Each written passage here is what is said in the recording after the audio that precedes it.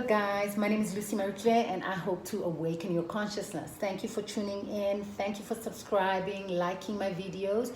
Please be sure to hit the notification bell so that you get a heads up when I do drop a video. Today's topic is about how to recognize your haters or your frenemies. Now, I was a bit strategic about dropping this video specifically now, seeing it's a couple of days since, till we go into the new year. And as we transition into the new year, I thought, the one thing people ought to do is to clean house, clean your contacts, clean your phone books, and make sure you don't transition into your new year with a lot of haters or frenemies or people who don't necessarily have the best of intentions for you in your life, right? So, I thought a couple of days ago, it's important for me to also do the same exercise to identify those people that I know for sure, hand on heart, that don't really mean good for me.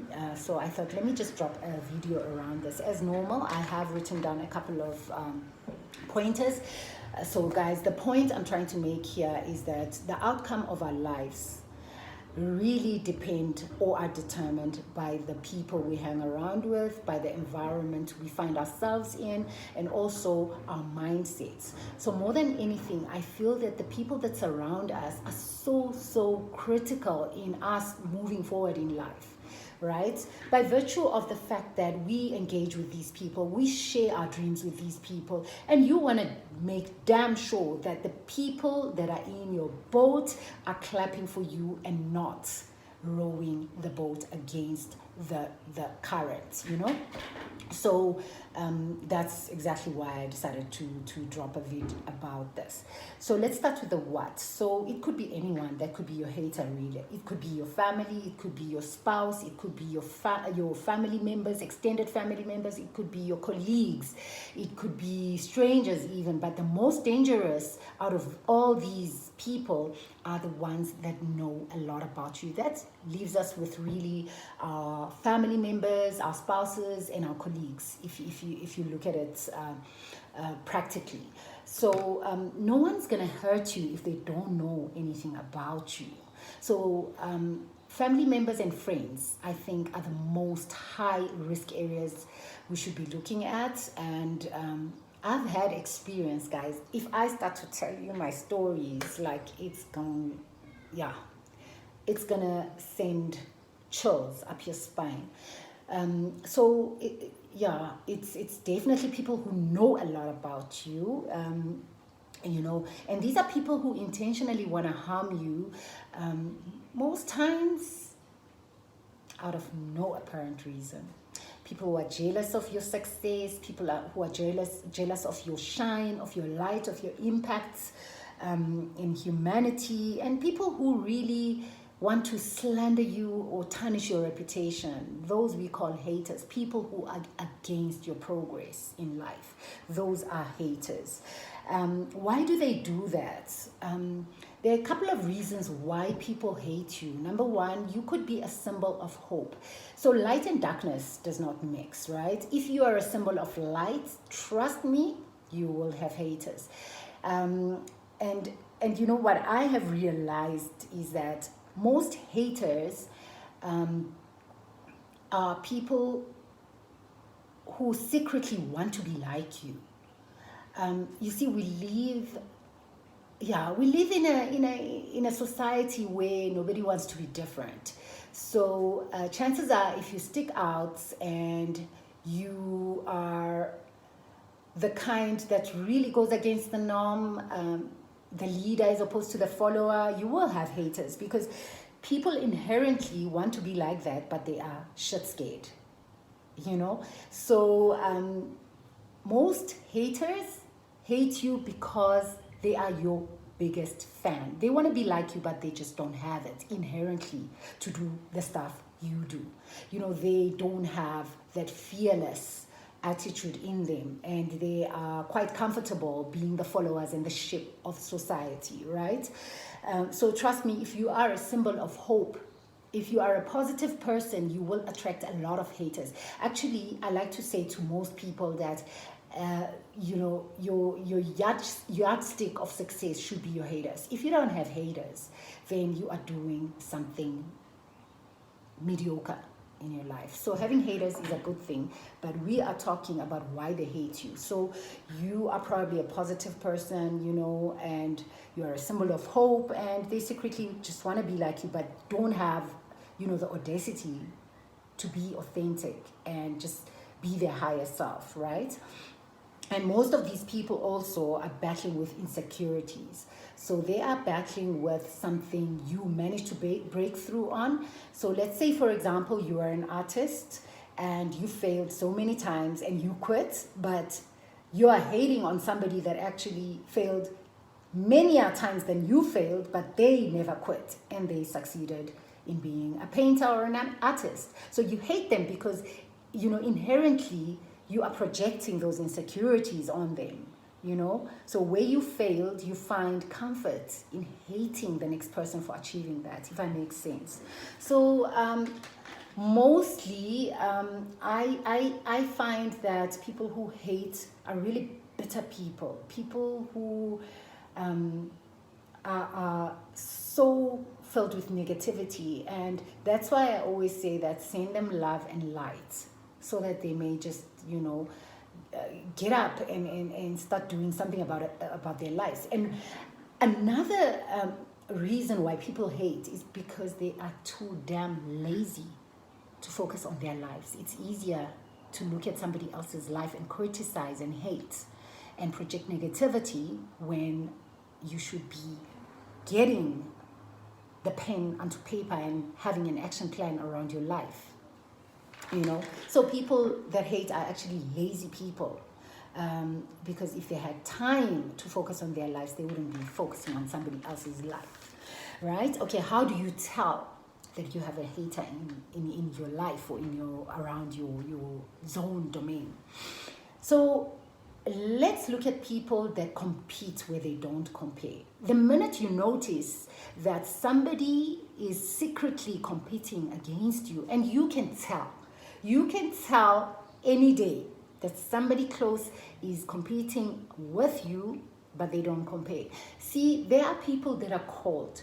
I'll stick to the artist scenario. Van Gogh. I cannot be a Van Gogh. I cannot compete with a Van Gogh because I am not born an artist. I need to stick to my lane and compete where I compare. I cannot go compete with Beyonce around singing. It's her calling. I need to discover my calling. So people become haters because they are trying to twist the hands and of destiny. You can't do that. So you will recognize a hater if you see somebody that is clearly not supposed to play in specifically what you've been called as a close friend, but they secretly do that. They don't even come to you and say, look, I love what you're doing, and please teach me, or please just give me some insights as to how I can, you go about this. There's a difference there. So if they secretly do that and you know for a fact that they are not called to play there, be careful. Number 2, they are naysayers. So if you go to somebody and share your dream with them, share your plans with them, and they feel, Lucy, that is too big of a dream, don't do it, and they find reasons to let you down, understand you are dealing with a hater. Always negative, always finds a reason to find, to say it's not possible. Stay away from those. Those are haters. Those will become haters once you persist on that idea that they advised is a no-go. Be careful. So stick around positive people.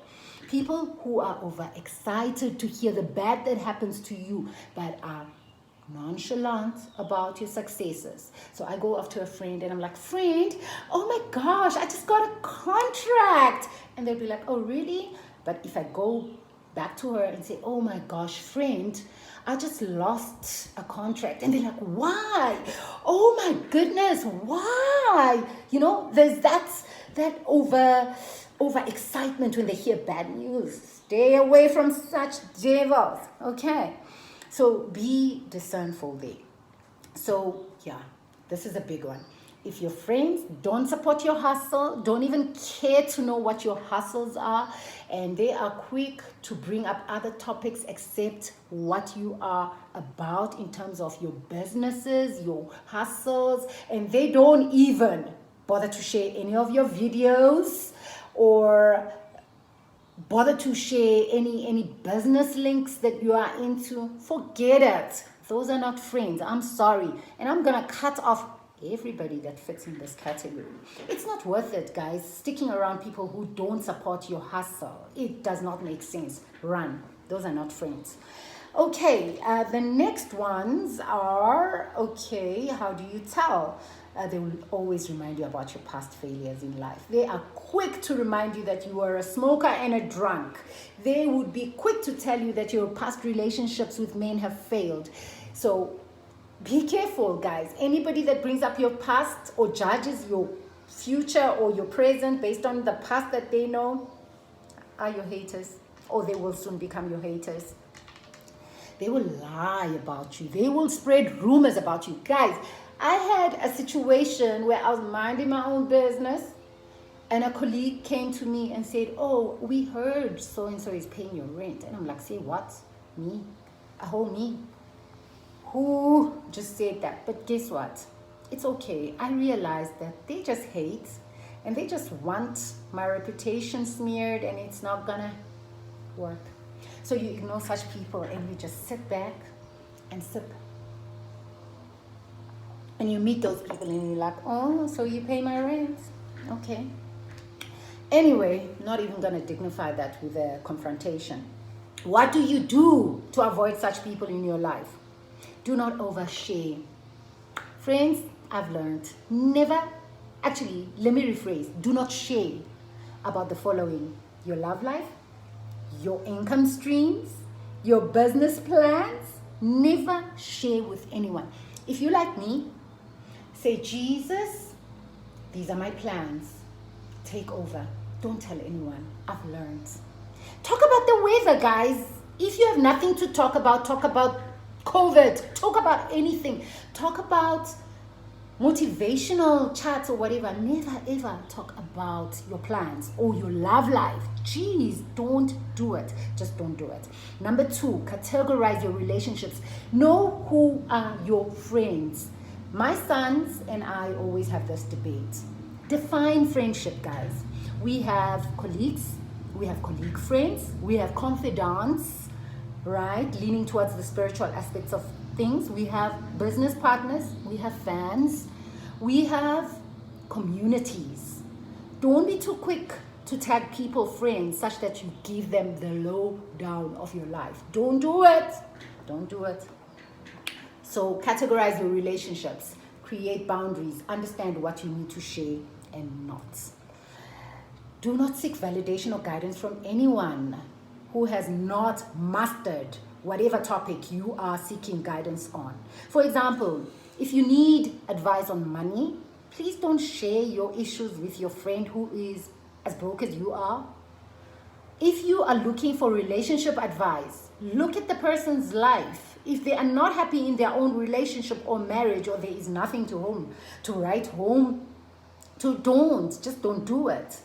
Business, do not talk about business with people who haven't mastered the art of business success. Okay, so do not seek validation or advice from just anybody. Number 4, do the inner work and discern. Guys, if you are anything like me, I pick up on energies like this. You don't even have to say a word. That's a blessing from God, I guess. I will spend a few hours with you and I will know where to place you in this box of categorizing relationships. So pray, meditate, be in nature. Trust me, you will have that sixth sense. You will definitely have it. So do the inner work to be in a position to suss out and just know exactly who to call what. So it's very important to do that, guys. Clean out your phone book. Clean out clutter. in your friendship category, your relationships. If you haven't spoken to somebody in a year or two, what are they doing in your phone book? Scrape it. Guys, it's something you need to do very often. So, yeah, delete them. If they're not relevant, come on, don't get into 2021 with people that you're not even sure are part of your tribe. It's not necessary. So, guys, having said all that, I'm mindful of time.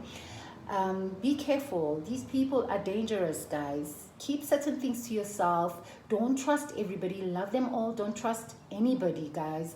You have a spiritual deity, or you have your mother, your parents, whoever. Pick somebody that you know will not harm you. Be careful, guys. Do not overshare. People can bring you down. People cannot destroy what they do not know. That is something I learned, guys. I have learned. My colleagues at work, I have learned. People have put me in situations where I would not wish for anybody to be in, and that was because I, in my nature, love to share, love to help people, but it worked against me. So be careful. I'm not saying, stop sharing, stop loving. Do it, but do it cautiously. I love you so much. Just be careful what you share and with whom you share it. I love you. I wish you a Merry Christmas. Ho, ho, ho. Please continue to subscribe to my channel. I love you so much. I'll drop just one video before we close off the year. Please be careful. Choose your friends wisely. Do the inner work. Namaste. I love you.